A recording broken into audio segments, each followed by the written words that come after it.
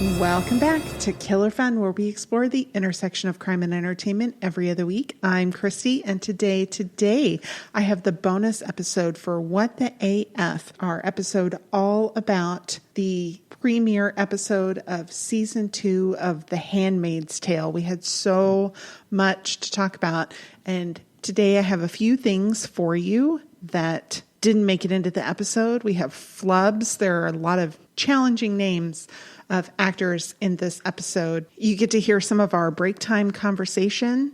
We learn how to navigate remote recording and all that means. We talk about things that exist in the show and those that do not. How reading can make you a better writer. Why the church used to discourage people from reading the Bible, and how we think sign language ought to be a universal language. Ear reconstruction surgery makes huge strides, and we hear my neighbor's car.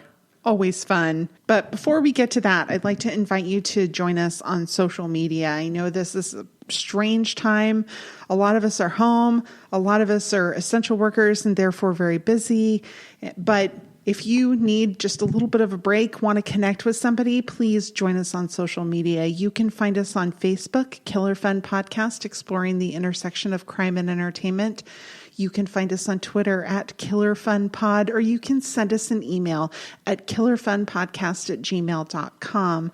If you'd like to send us a voicemail through email, I would love to hear from you, and we'll even play some of those recordings if you decide you want to make them and send them in on our bonus episodes. So please go ahead and do that. Reach out. Now I will leave you with our bonus content. Enjoy.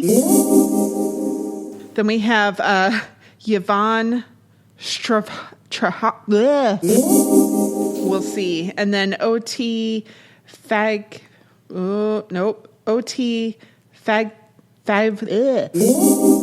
Father who art in heaven. Let me say that again. She's been edit. He says her phone's been ringing. I go to the restroom and tell Clara to be quiet. Oh, okay. So I thought it was Clara singing. Evidently, it was the guys installing the air conditioning unit next door. Like, wow, he has a high voice. Ooh. A little falsetto going on, maybe? Oh, I think so. All right. I wish I could hear it. I can't hear it. Usually I would be able to hear it. Okay, well, good. Sorry, weird sounds. Hold on. Boys, okay.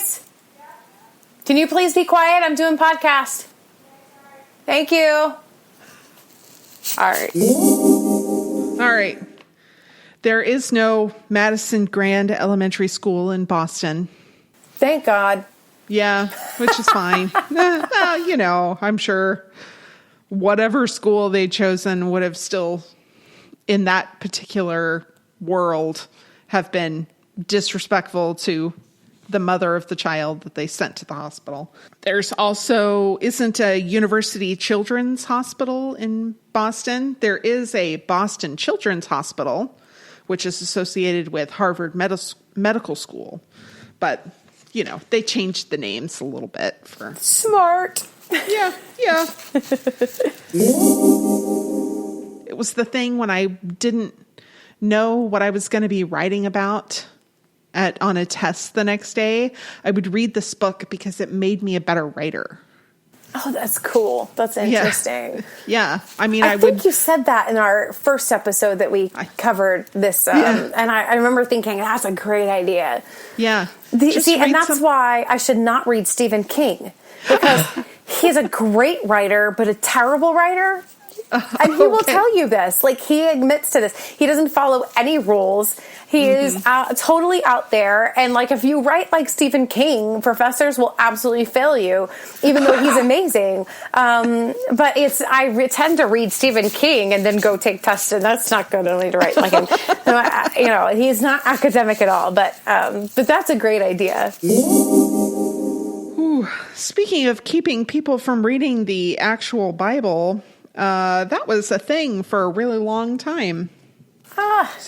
So for like 1,000 years, the church really discouraged people from reading the Bible on their own, which was easy before the Gutenberg Bible because it was hard to get your hands on a Bible.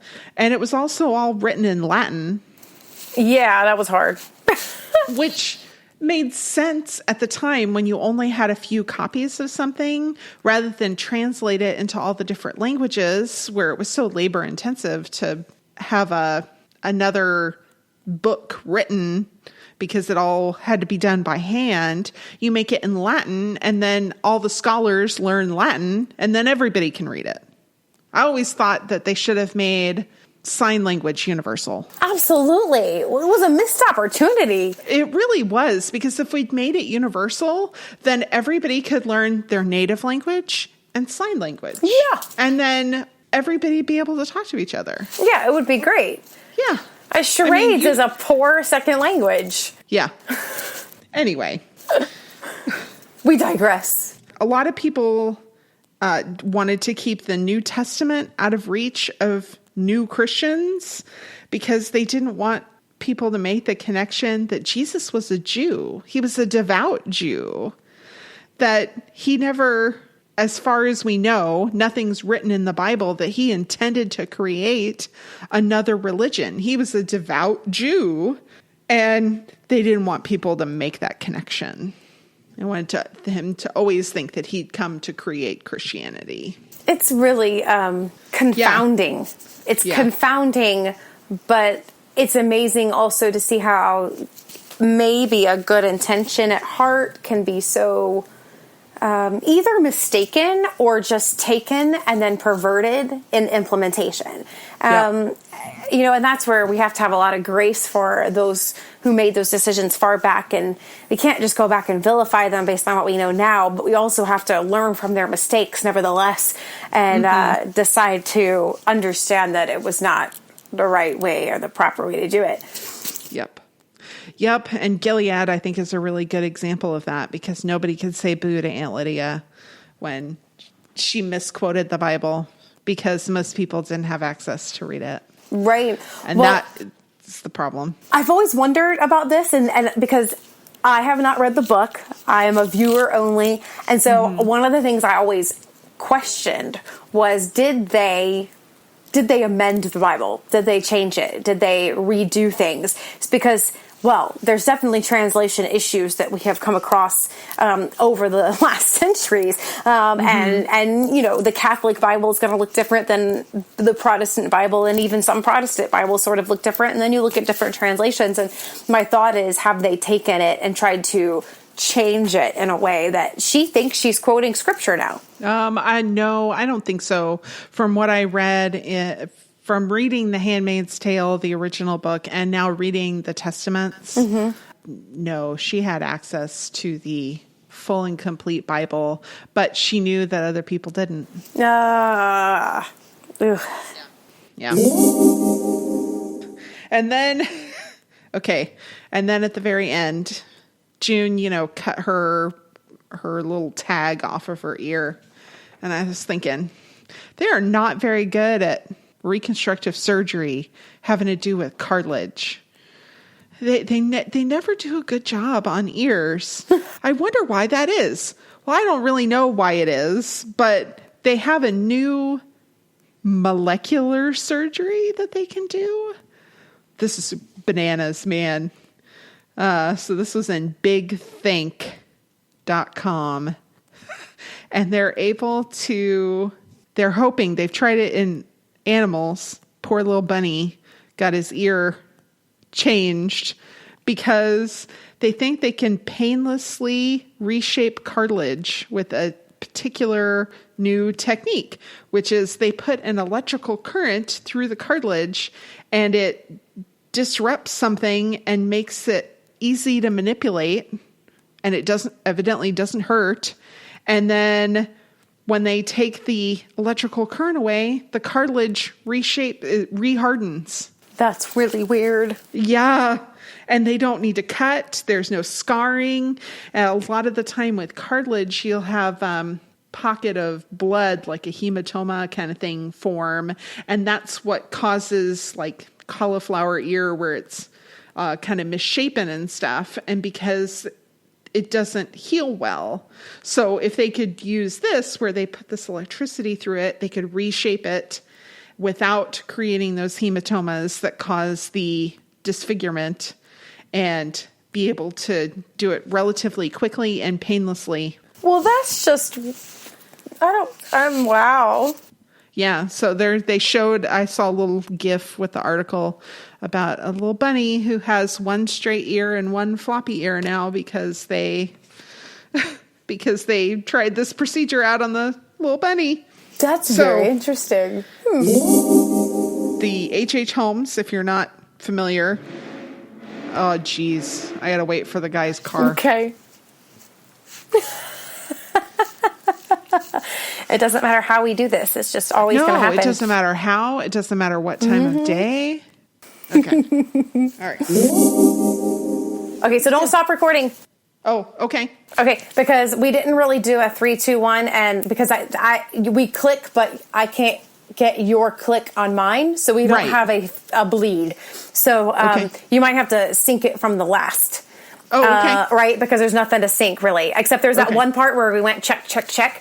But let's do a 3, 2, 1 and snap or clap, and then that way we have something. Okay. So, here we go. 3, 2, 1. Oh, that wasn't together. It wasn't? No. It looked together. Okay.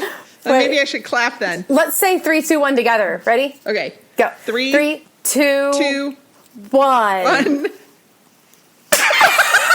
Let's do that again. Okay.